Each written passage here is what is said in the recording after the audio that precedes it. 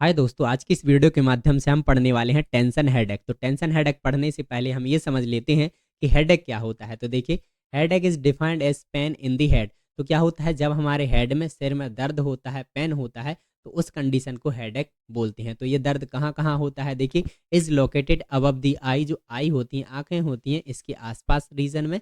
Then behind the head, जो head के पीछे ऑक्सीपिटल वाला लोब होता है, अगर इस एरिया में। देन और इन दी बैक ऑफ द अपर नेक, जो अपर नेक वाला रीजन होता है, अगर इस एरिया में पेन होता है तो उसे हम हेडेक बोलते हैं। तो ठीक है, हमने देख लिया कि हेडेक में पेन कहाँ कहाँ होता है। इसके बाद देखिए, headache is also known as cephalalgia. तो हेडेक को सेफेलेल्जिया के नाम से भी जाना जाता है, जो कि एक ग्रीक वर्ड है। इसके दो मीनिंग निकलते हैं। देखिए, सेफेलेल्जिया कम फ्रॉम द ग्रीक कैफिल।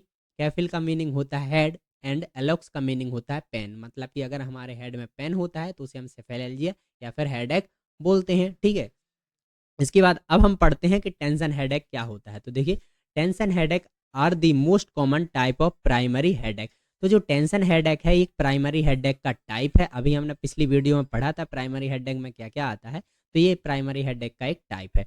तो होता क्या है टेंशन हेडेक, देखिए, it may occur under condition as emotional crisis और इंटेंस वरी। तो इसमें क्या होता है, अगर आप इमोशनली बहुत ज़्यादा स्ट्रेस करते हैं, टेंशन लेते हैं, या किसी भावनात्मक या किसी घटना को लेकर आप बहुत ही ज़्यादा स्ट्रेस ले रहे हैं, ठीक है, तनाव ले रहे हैं, चिंता कर रहे हैं, ठीक है, तो उस कंडीशन में जो आपके सिर में दर्द होगा उसे हम टेंशन हेडेक बोलेंगे। जैसे कि देखिए, it is generally found in patient having associate depression and anxiety. तो जो डिप्रेशन के शिकार होते हैं, जो बहुत ज़्यादा डिप्रेस्ड रहते हैं, जिनको बहुत ज़्यादा चिंता होती है, एंजाइटी होती है, उनमें जो दर्द होगा हेड में, तो वो टेंशन हेडेक कहलाएगा। ठीक है ना, तो ये एक टेंशन हेडेक कहलाता है हमारा, किसके वजह से, इमोशनली स्ट्रेस लेने की वजह से, टेंशन लेने की वजह से। ठीक है ना।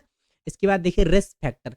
अब मतलब ऐसे क्या कारण होते हैं, ऐसे क्या रिस्क फैक्टर होते हैं जिसके कारण टेंशन हेडेक होता है। तो यहाँ पर फर्स्ट ही है हमारा स्ट्रेस। अगर आप बहुत ज़्यादा स्ट्रेस लेते हैं, चिंता करते हैं, स्ट्रेस करते हैं, तो उस कंडीशन में हेडेक होगा। देन फटिग, अगर आप बहुत ज़्यादा थकान महसूस करते हैं, ठीक है, तो उस कंडीशन में होगा। देन तम्बाकू एंड अल्कोहल यूज, अगर आप तंबाकू का यूज करते हैं, अल्कोहल ड्रिंक करते हैं, तो उस कंडीशन में टेंशन हेडेक होता है। देखिए, इन women hormonal changes occurring before and after menstrual period.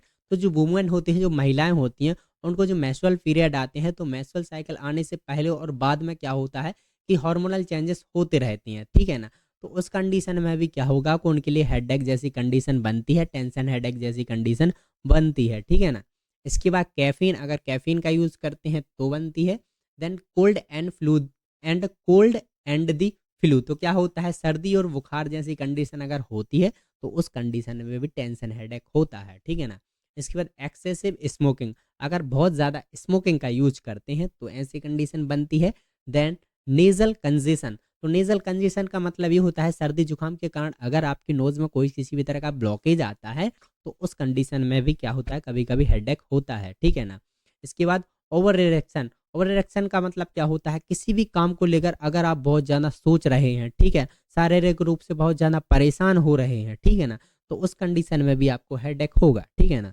इसके बाद देखिए, साइनस इन्फेक्शन, मतलब कि नोज के अराउंड क्या होता है, अगर किसी भी तरह का कोई इन्फेक्शन होता है, उसे हम साइनस इन्फेक्शन बोलते हैं।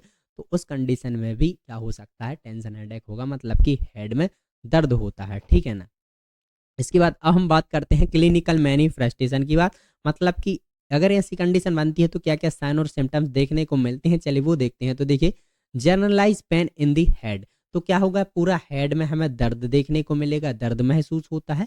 ठीक है ना। पेन में अल्सो भी situated in the back of the head and neck, तो जो हेड होता है और जो नेक होता है, उस एरिया में क्या होगा कि पेन देखने को मिलेगा, महसूस पेन होगा, दर्द होगा। ठीक है ना। इसके बाद देखिए, आ सेंसेशन ऑफ फुलनेस और tightness in the head in common, तो क्या होगा कि इसमें आप, सॉरी, इसमें क्या होगा कि जो आपका हेड होता है उसमें आपको क्या होगा, फुलनेस, मतलब कि आपको सिर हल्का भरा भरा सा महसूस लगेगा, टाइटनेस जैसा फील होगा किसमें, सिर में। ठीक है ना। इसके बाद देखिए, accompanied by muscles tightness in the back और neck, तो इसमें क्या होगा कि जो हमारी नेक होती है इसके पीछे और हेड के पीछे क्या होगा, बहुत ज़्यादा टाइटनेस जैसी महसूस होगा, टाइट टाइट सा महसूस होता है। ठीक है ना। इसके बाद देखिए, of relatively short duration if treated in time, तो क्या होता है, अगर इसका सही टाइम पर ट्रीटमेंट ले लिया जाए, टैबलेट ले ली जाए, तो क्या होता है ये ज़्यादा समय तक नहीं चलता है, थोड़े समय के बाद क्या होता है ठीक भी हो जाता है जल्दी ही, ठीक है ना। चलिए इसके बाद देखिए, no aggregation by physical activity. तो कोई भी फिजिकल एक्टिविटी से टेंशन हेडेक नहीं होता। अगर आप चलते हैं, दौड़ते हैं या मेहनती कुछ काम करते हैं तो उससे टेंशन हेडेक पर कोई भी अफेक्ट नहीं पड़ता है, ये अलग ही होता है, ठीक है, उसके कारण ये नहीं होता है, ठीक है ना। इसके बाद नो नोजिया एंड वोमिटिंग। तो इसमें कोई किसी भी तरह की नोजिया एंड वोमिटिंग भी नहीं होती, ठीक है, ना ही फिजिकल एक्टिविटी पर कोई भी अफेक्ट पड़ता है, ठीक है ना। चलिए इसके बाद अब हम बात करते हैं मैनेजमेंट की बात, कि इसका मैनेजमेंट कैसे किया जाता है, टेंशन हेडेक को ठीक कैसे किया जाता है। चलिए वो समझते हैं। फर्स्ट है एस्पिरिन। तो एस्पिरिन एक टैबलेट आती है, वो भी दे सकते हैं आप। Ibuprofen, acetaminophen, then narcotics. तो ये कुछ क्या होती है, जर्नल मेडिकेशन होती है जो कि क्या करती हैं, हेडेक को ठीक कर सकती हैं।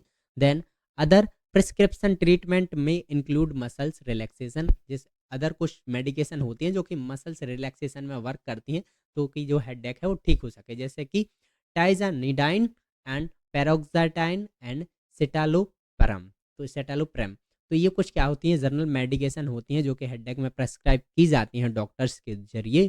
तो thank you for watching my video. अगर वीडियो पसंद आए तो प्लीज़ हमारे चैनल को लाइक एंड सब्सक्राइब जरूर करें। Thank you.